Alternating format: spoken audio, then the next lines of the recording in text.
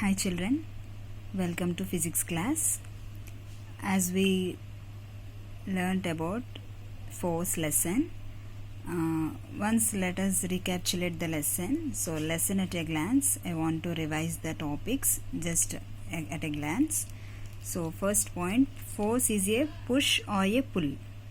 What is force we define? It's a push or a pull. It may be a pushing force or a pulling on any object. Next, a force can act on an object with or without being in contact with it. So, force can be acted with contact or without contact. That's why force is divided into two categories. Contact forces, non-contact forces, right?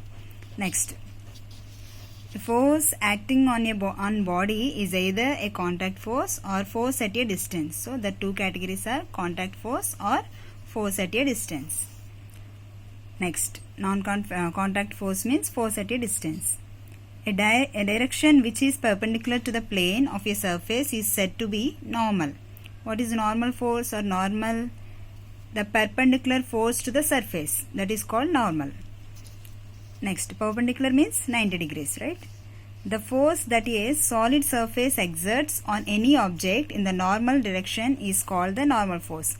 As we defined, the perpendicular to the plane is normal, so the force exerted on a solid surface in the perpendicular direction is called normal force. Understood? Next, tension. Always pull the object along the string. What I told you, tension means the tightness of a rubber band or a stretched object or a stretched string is called tension. So, tension always pull the objects along the string. When you stretch a rubber band along the string or along the rubber band, there is a tension force. Next, the region in which an object at a point experiences force exerted by another object is called field. We can observe this field in magnetic induction well or with the magnetic effect well. When you put a magnet here, the surrounding area of the magnet is called the magnetic field, right? So that is here field mentioned, the region in which an object at a point experiences. So if you bring some object near to that magnetic field or near to that field, so it will be attracted or it will be repelled, either attraction or repulsion. Okay, so that area, that surrounding area is called as field. The attractive force between any two massive objects is called gravitational force. Massive means huge objects, very big objects. So, that attractive force between any two massive objects is called gravitational force. For example, what is gravitational force we define? The attraction between us and Earth, right? So, Earth is a massive object. Even we also a massive object. So, but here when we compare with us, Earth is a very big object or a massive object, right? So, between any two massive objects or any one massive object, that force is called as gravitational force. Next, the force exerted by a magnet on another magnet is called magnetic force. Between two magnets, it is called magnetic force. The magnetic force also acts on magnetic materials such as iron, nickel. Where this magnetic force can be acted? Even on iron and nickel. These objects are called, or these substances are called magnetic materials. What is magnetic material? In previous class you learnt. The substances which can be attracted by magnet are called magnetic materials. Okay, which cannot be attracted are called non-magnetic materials. Okay, so these are like examples, iron, nickel. Next, the force exerted by a charged body on another charged or uncharged body is known as electrostatic force, right? See here, electrostatic force defines between a charged body and uncharged body or between two different charged bodies. Okay, so between a charged body or a charged body on another charged or charged body or uncharged body, between. Okay, charged and uncharged or charged and another charged. two different charges, either positive, negative, and positive without charge, or negative without charge, like that. Okay, it acts as electrostatic force. Next, friction is the force that opposes relative motion of surface in contact. Where can this friction acts? With the relative motion of the object. When any object static without movement, that object doesn't show any friction. But if the object is moving, for example, the book is stationary and my finger is just moving, so until and unless I don't move my finger, there is no friction. That means we cannot identify or we cannot experience the friction. But when I am moving the finger, see, I want to move my finger, but after some time it is stopped.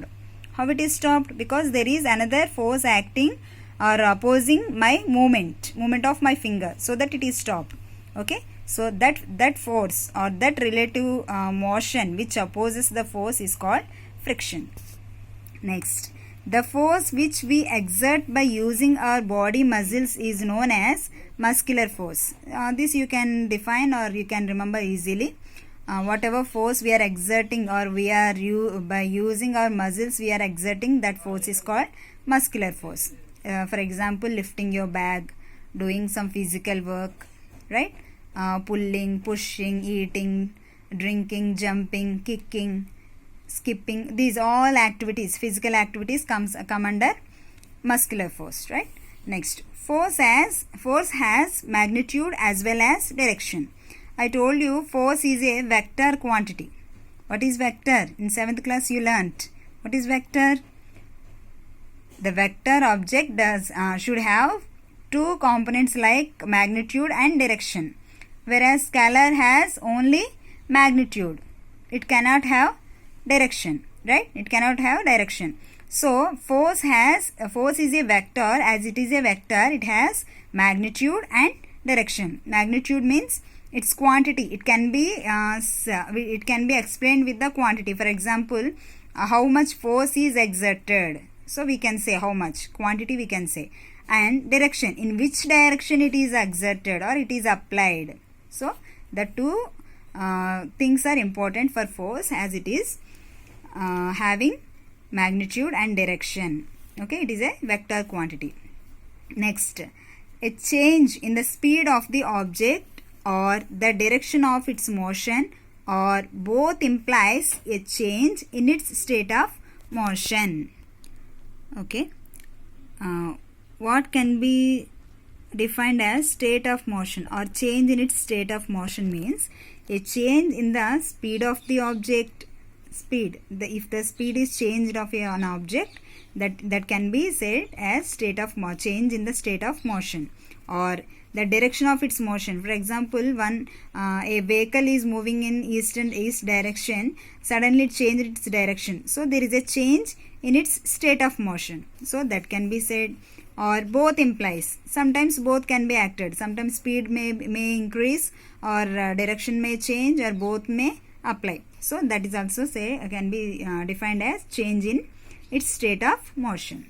Next, the algebraic sum of all forces acting on a body is known as net force and is denoted by F net. Algebraic sum means, as we learnt about net forces, for example, wait, I'll show you some picture. Come to this image. See here, a heavy box is there. 8 newtons of force is applied and 10 newtons of force is applied in same direction, right? See, arrow marks we have to check. Arrow marks in both are in same direction, and to the opposite of that forces 12 newtons of force is applying, right? We can sum here. Algebraic sum means addition, subtraction, multiplication, division. These are algebraic sums. So here, as these two in same direction, what we can do? Addition or subtraction? Addition. So 8 plus 10, 18 newtons, right? So this is sum. These two forces sum is 18 newtons, and this is opposite force. Opposite means, as this object or this force is applied in east direction, it is in west direction. Imagine like that. So this is opposite to that. So opposite means the sign changes. Sign convention changes. That means how can we say sign convention here? 18 newtons plus of minus 12 newtons. So plus into minus minus. 18 newtons minus 12 newtons. How much? 6 newtons. Okay, so net force is 6 newtons along horizontal direction towards right. In which direction will be? As it is right side, it is right direction. So towards right, horizontal movement will be take place. Because why it will be taking place horizontal movement? Both forces are acting in horizontal direction. If they are in upward or downwards direction, so direction we can be decided as vertical direction also. Okay, ma? So these are algebraic sum of forces. So finally what we said as net force 6 newtons is net force, that we represent or we denote as F net. Next, a force can change the state of motion of an object. So when you apply force, you can change the state of motion of an object. For example,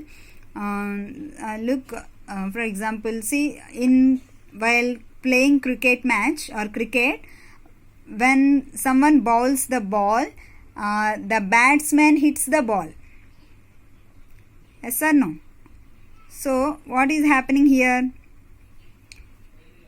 Or while playing football also, when somebody kicks the ball, some other person tries to kick the ball. So there is change in state of motion. For example, if it is in a rest position, when he kicks the ball, it comes to motion or it comes to movement. So that we can say force can change the state of motion of an object. Okay.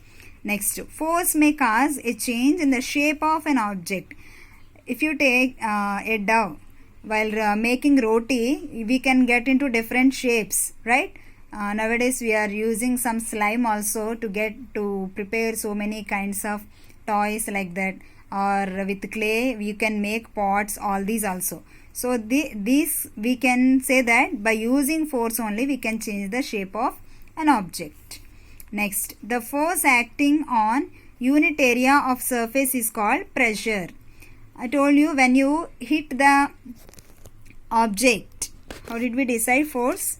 See, for example, when I take a pencil, so see, if I point like this with pencil, it made a small pinpoint, right? When I press with pencil like this, it didn't show any impression here, because the area increased here. The area is increased, and here the contact area is less. Here the area is more. That's why I told you force is defined as pressure is defined as force per unit area. So at a certain area, how much force is acted? As here force is same both sides. I applied with the same force. I pressed with the same force, but here the area is increased. So whatever force I applied, that is spreading all over the area. So the impression is less. But here the area is less. So when I applied force, the entire force is centered at a point. Okay. So that's why the impression is much. So this is called pressure, the effect of pressure. So the force acting on unit area of surface is called as pressure. Okay, children. So this I explained briefly. By using this, you have to fill the bits also. Objective type bits are there. I told you already to read and revise the lesson. So better once again read the lesson and fill the manual bits. Don't go for answers. Manual provided answers, but you try to find the answers and fill them. Okay, Nana? If you have any doubt, you can ask. Thank you.